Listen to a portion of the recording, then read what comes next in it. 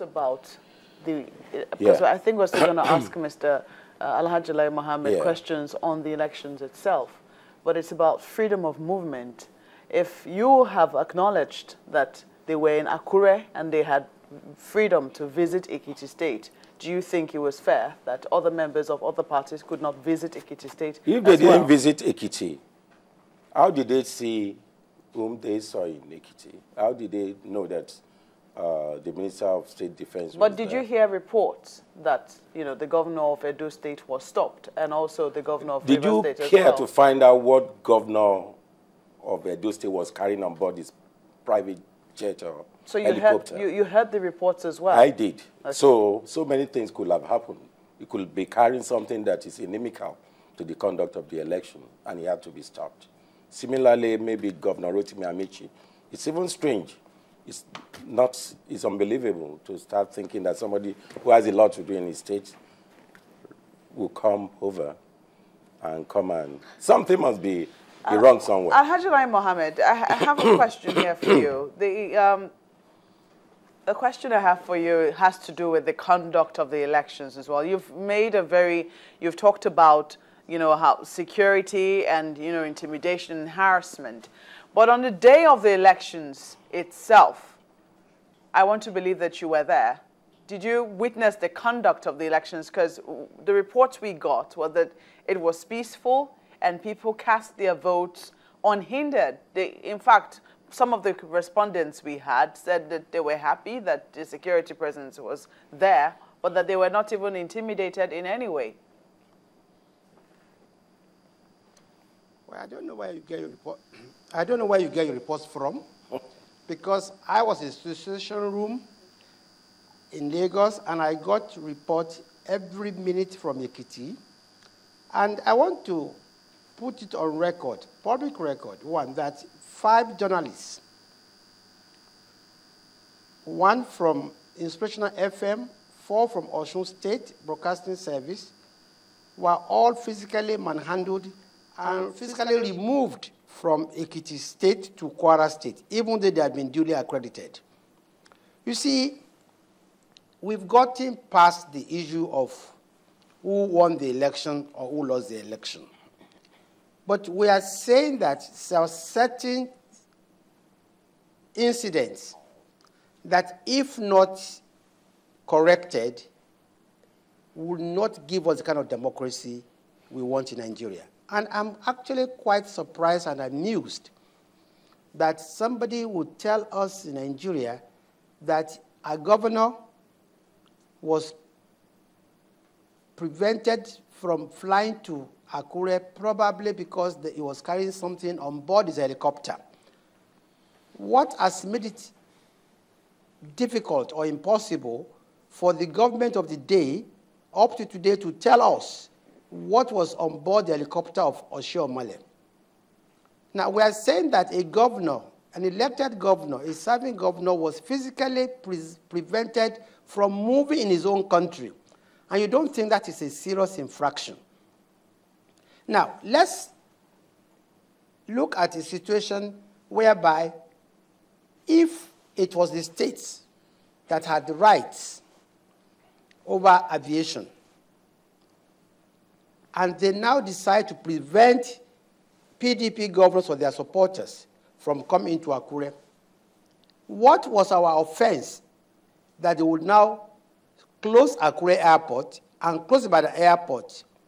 Who gave the orders that the airport should be closed? I worked in the aviation industry for 10 years, and I know that you do not just close an airport without sending what you call a NOTAM, which is notice to all airmen. Nothing like that was said. Otherwise, we wouldn't have even left Abuja. You see, we have gone beyond the issue of who lost or who won the election. But we need to be honest with ourselves. I have cataloged incidents of constitutional breaches. And the government or the PDP, they have no answer to any of these. This is the issue we are talking about. Now, as to what happened on election day, I'm sure your reporter will tell you that there were many arrests of leaders of the APC. And we are not making this up, and that's why I gave the names and the organizations that these journalists worked for. Now, so the fact that an election is free of violence does not make it free and fair.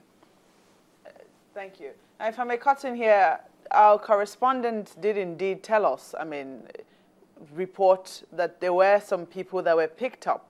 Now, we don't know, we couldn't confirm they were leaders of the APC.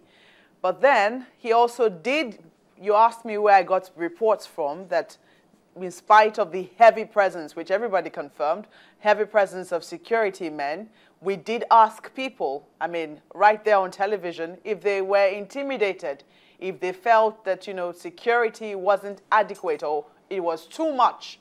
And most of the respondents we spoke with did say that they did not feel intimidated in any way. And from the reports that we saw, I don't know if you can still hear me, from the reports that we saw at the polling units itself, or the polling units themselves, people did admit that they were not stopped or harassed or intimidated in any way when they were casting their ballots. Well, Mokbe, I don't know who you spoke to. There is Mrs. Fajuyi, who was not only arrested, who was not only taken forcibly back to her house, but whose house was vandalized, and who has already contacted her lawyers to seek redress. We have leaders of our parties, one Mr. Awodulu,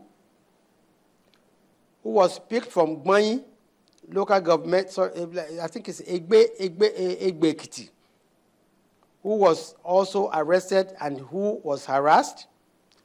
We have an honorable member of the House of Reps, Bimbo Daramola, whose aged father was threatened and traumatized, and his fiancé. So we are not making this up. And when we are going to challenge all these infractions in court, and then it will be clear that we are not fabricating or making anything up. The question will be, what influence do you think this had on the polls? Well, you see,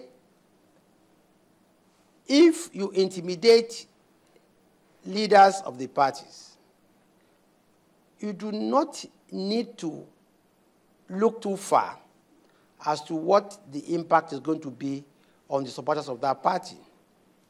When you lock up a state, and there are about 35,000 combined soldiers, police, civil defense, SSS in a state, you can see the palpable fear that will create.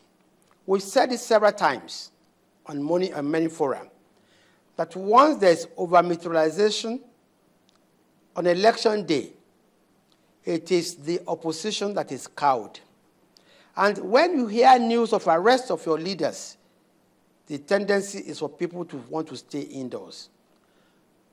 Now, this is not rocket science. And the question we'll be asking, which nobody has been able to provide any answer to, is that why the over-militarization?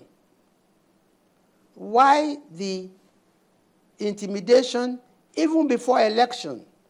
If a supporter of my party hears that the governor of Rivers State was physically prevented from entering Ekiti State, what kind of signal does that send? If a member of your party hears overnight that the campaign manager of Fayemi was nowhere to be found, he had been hounded out of town, what kind of impression does that create? Can we also put this in perspective, Alhaji? You do know that Ekiti has had a history of violent elections. It's not this is about the first time we're getting elections in Ekiti without reports of violence, ballot box snatching, people trying to rig. There's been no such report. So far, so good. Do you think that this was erring on the side of caution, so to speak?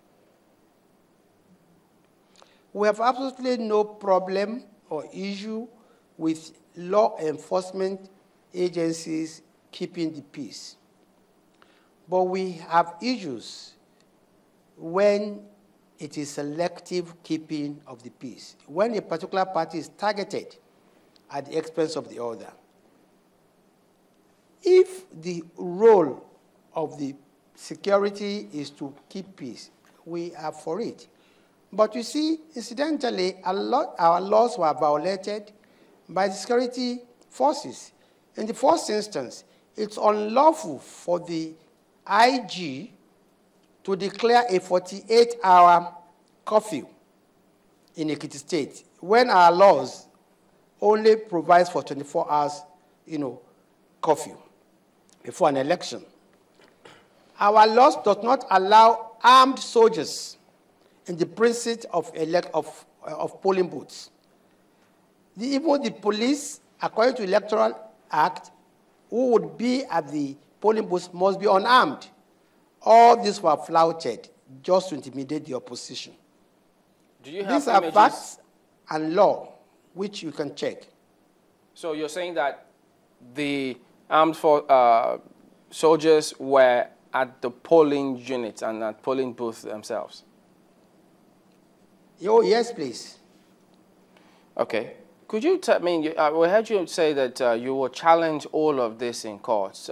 Those who say, wait a minute, did they hear you right? Because the governor in Ekiti has said they will not go to court. So does that mean that you do not agree with his statement? They will not go to tribunal. I don't think you understand what the governor said. The governor said he is not going to challenge the outcome of the election in court. But that does not mean that a person whose fundamental human rights has been infringed upon cannot go to court to seek redress. Or a governor who was prevented from entering Ekiti State cannot go to court to seek for redress. Or a woman whose house was vandalized cannot go to court to seek redress. Or that the party cannot go to court to seek declaration. What is the role of the army in an election?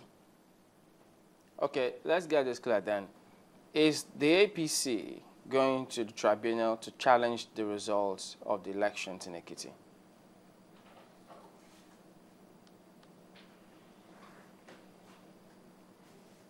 Are you asking a question? Yes. Is the APC going to go to court to challenge the results of the elections in Ekiti? Or tribunal, I might add? I think the governor has made clear his position, and as of now, the party stands by it. Unless there's compelling evidence, other than the one we have now, there might be no reason to go to court. Okay.